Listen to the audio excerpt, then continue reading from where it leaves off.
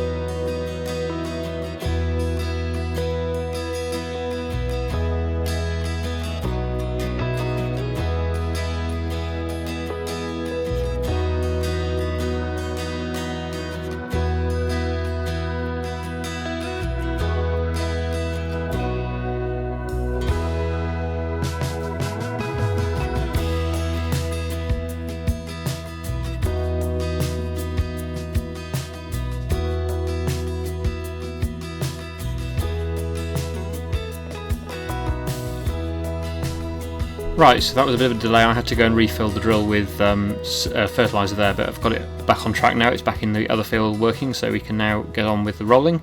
So let's get this set up and lower the roller down and see how this tractor manages with this roller. It should be good, hopefully. I'm hoping it will be worth the investment because it wasn't exactly cheap. But this is actually the first tractor I've bought on this series, which is quite surprising. It shows that the ones that we started the series with are pretty good tractors, really. The New Holland and the other JCB have been perfectly adequate, really, to get to this point, but we are getting to the stage now. We've got a few more fields, and a bit of extra horsepower would not do any harm, so here we are with the bigger tractor. And yeah, with the other tractor, I said I would keep hold of it. I think I will keep hold of it because it could be handy for things like keeping it on the chicken feed trailer and also taking it down to the water bowser to fill up the water at the quarry. Things like that, where if the other two tractors are busy working, I've got that one available then to do little odd jobs like that. So I think it is worth keeping hold of it for the time being, but obviously if I get desperate for money and I really need to get rid of it, then I will do. Or if I get a fourth tractor, and then I probably wouldn't need four tractors, so I'll probably get rid of it then and replace it with a bigger one. But we'll see. But for now, I'll keep hold of it. Okay, so I'll now get on with rolling this field and then move on to the next one.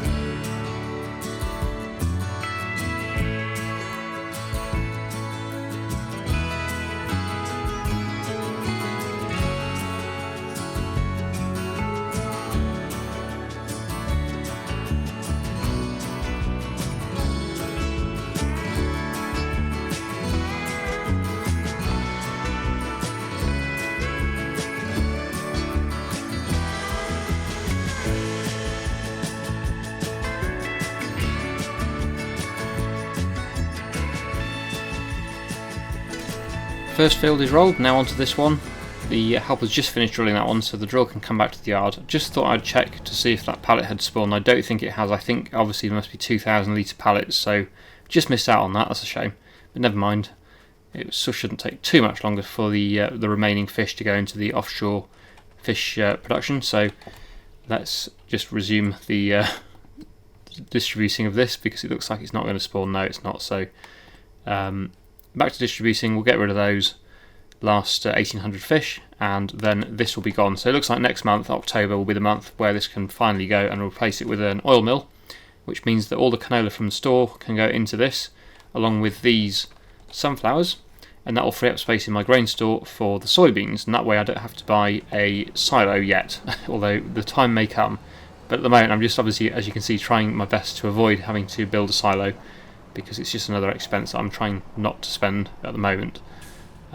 So yeah, it's good having when the oil mill is built, it'd be good having that, because it will reduce the need to store oil-based crops.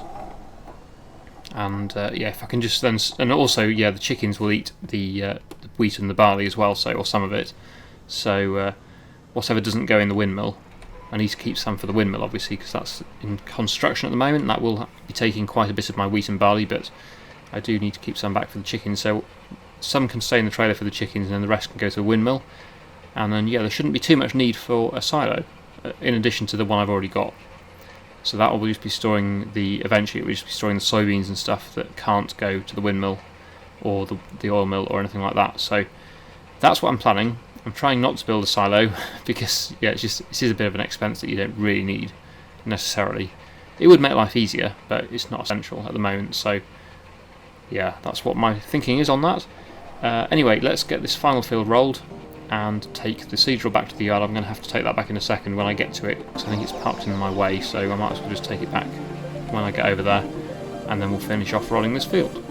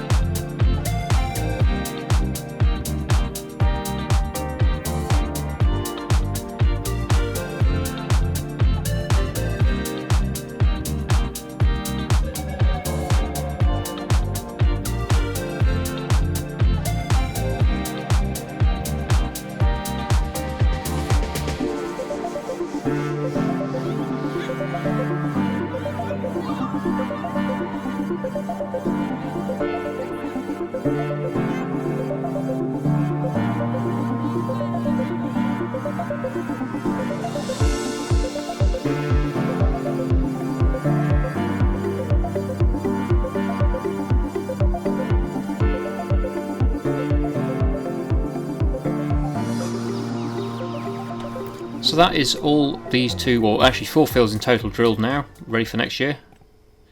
So yeah, all 4 they're growing now with the canola, barley and wheat. Still got these 2 to harvest next time, but to finish off today, let's go and collect up the last of the bales, because we have got a few bales that we didn't collect up last time. We made the bales, grass bales for the goats and the sheep, but we've only moved a few of them, so let's go and get all the ones from that top field. There's a couple more in this bottom field as well, but it's not too far to move them just over to the goats. It's more of a priority to get all these ones in the grass field cleared, so we'll head up there with the flatbed and just quickly get them moved down here and stack them somewhere for the sheep to eat, or somewhere out the way anyway, where we can move them as required to whichever animals need them. So yeah, I'll go and get them moved now with the flatbed lorry.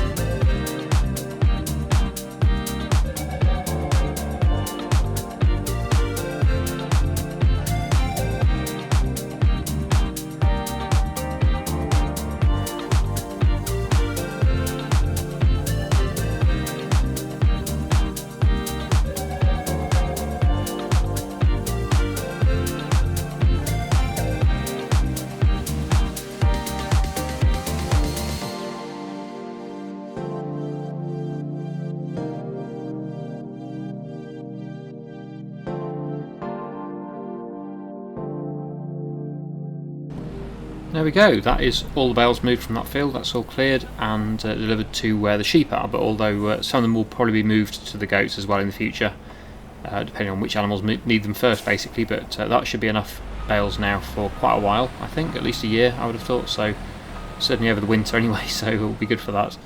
And yeah, we'll cut some more grass probably in the next year. Anyway, we're going to leave it there for today. I really hope you enjoyed today's video. Thank you so much for watching, and I'll see you again in the next one.